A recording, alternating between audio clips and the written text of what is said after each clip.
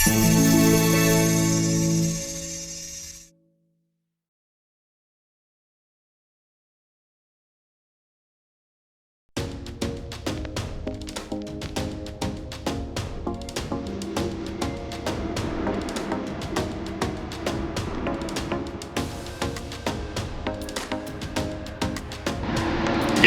selamat pagi Pak Haji. Selamat pagi. Ya, Pak, kaitan dengan tablet penambah darah untuk remaja putri, sampai sejauh mana Bapak perkembangannya dan apa keuntungannya konsumsi tablet penambah darah untuk remaja putri? Silakan Pak. Alhamdulillah ya, di Puskesmas Cigereng telah dilaksanakan screening. Screening ini berbagai, terutama untuk remaja putri ya di SMK, karena di Cigereng ini ada sekitar 3 atau 4 SMK. Alhamdulillah semua bergerak ya, sampai 300 orangan sudah di screening. Gunanya screening ini untuk mengetahui remaja putri yang kurang darah ya, karena kurang darah ini dapat menyebabkan lesu, lemah, belajarnya juga tidak bagus. Kedepannya untuk kalau keluar sekolah mereka menikah kurang darah kan kurang bagus ya. Adapun himbauan untuk orang tua dan remaja putri khususnya, banyak-banyaklah makan yang bergizi, terutama yang mengandung zat besi ya, seperti sayuran, buah-buahan, daun singkong, kangkung ya, ati atau telur, susu gitu ya. Dan himbau kalau nanti dikasih petugas puskesmas tambah darah yang telah disediakan, harap dimakan secara teratur. Sekian. Terima kasih Pak Haji.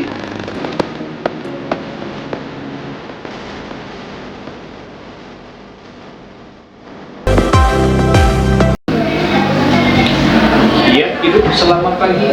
Pagi Pak. Bisa diperkenalkan nama Ibu dan jabatan Ibu di Puskesmas Cigereng itu? Silakan. Nama saya Dina Rahayu Sintiana. Saya pemegang program gizi. Jabatan saya sebagai nutrisionis di Puskesmas Cigereng. Iya Ibu. Sampai sejauh mana Ibu pemberian obat atau tablet penambah darah di wilayah kerja Puskesmas ini Bu? Alhamdulillah pemberian tablet tambah darah untuk remaja putri di wilayah Puskesmas Cigereng sejauh ini berjalan dengan baik karena kerjasama dengan lintas sektor begitu baik, terutama dengan pihak sekolah yang ikut terlibat dalam acara pemberian tablet tambah darah, juga aksi bergizi juga Pak ya. Jadi pemberian tablet tambah darah juga salah satu agenda aksi bergizi ya. Jadi aksi bergizi itu udah ada dari tahun kalau nggak salah 2022. Jadi kita udah rutin sama sekolah, udah ada MOU-nya. Jadi memang sudah kegiatan rutin dalam rangka salah satunya pencegahan anemia pada remaja putri yang kedepannya itu bisa menekan angka stunting. Mungkin secara jangka pendeknya itu untuk pertumbuhan.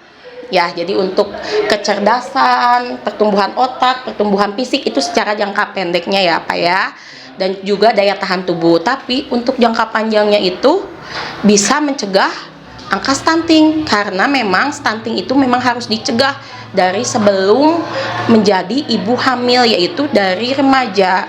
Jadi memang harus dibentuk remaja yang sehat, bebas anemia, karena dari anemia itu kalau kedepannya terus-terusan anemia nanti menjadi ibu dan hamilnya itu anemia, maka ketika melahirkan itu bakal bayinya calon stunting Pak. Jadi memang pencegahan stunting itu startnya dari remaja putri, jadi kedepannya jangka panjangnya bisa menurunkan angka stunting.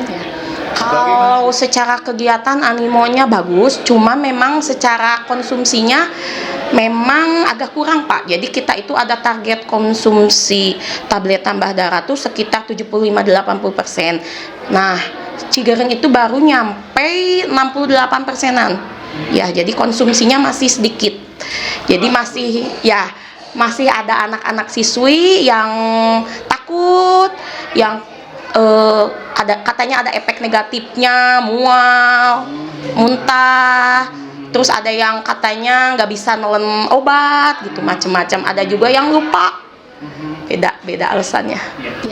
Kita terus memberikan edukasi edukasi tentang pentingnya tablet tambah darah, pencegahan anemia, terus dan solusi biar tidak takut dan biar meningkatkan disiplin dan rajin minum TTD-nya itu kita tekankan di situ.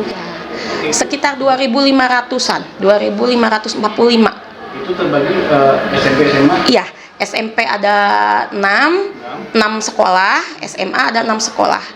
Yang paling banyak itu di tingkat SMA, sekitar 1000-an lebih.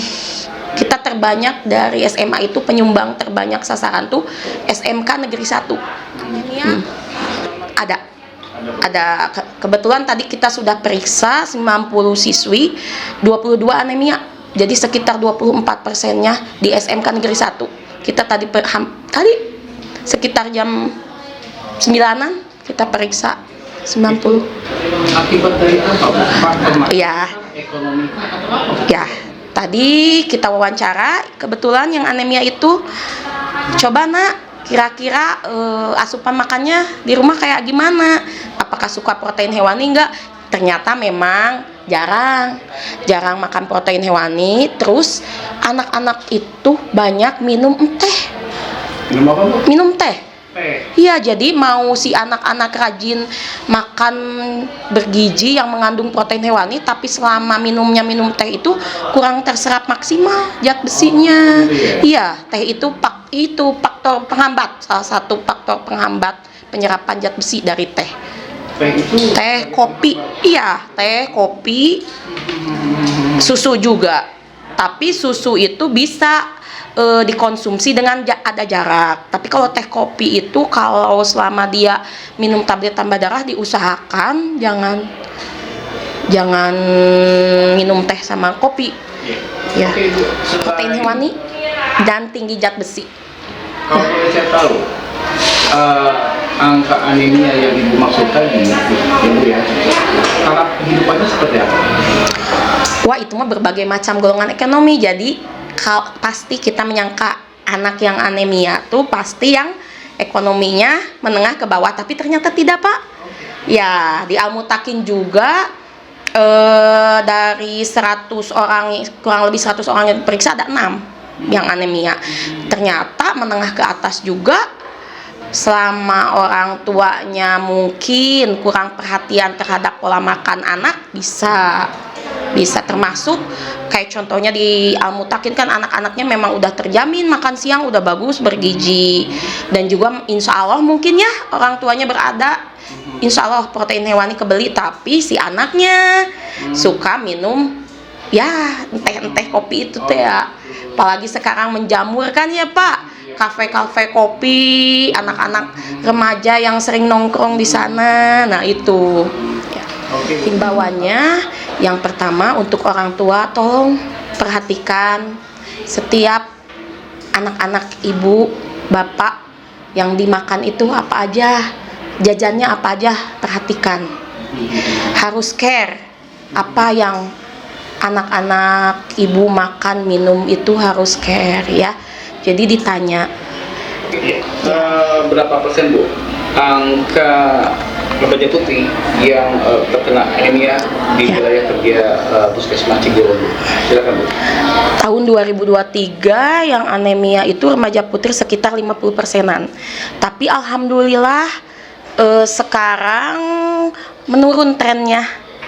Ya, karena kita meningkatkan edukasi anemia dan edukasi TTD itu secara menyeluruh, Pak. Kalau tahun kemarin memang kita itu lebih ke OSIS, PMR, penyuluhannya, apalagi SMK Negeri 1 kan banyak, kalau mengumpulkan orang itu banyak. Jadi kita targetnya ke perwakilan kelas, OSIS, PMR, tapi ternyata tidak efektif, Pak. Anemianya tetap tinggi, dan kemarin kita evaluasi, kita edukasi gizinya khususnya di sekolah yang sasarannya banyaknya itu dijadwal, Pak. Jadi contohnya hari ini kita edukasi di kelas ini nih, kelas ini nih sasarannya. Terus minggu depannya kita sasarannya ini. Jadi semua kena edukasi, nggak ada lagi perwakilan. Alhamdulillah menurun kasusnya.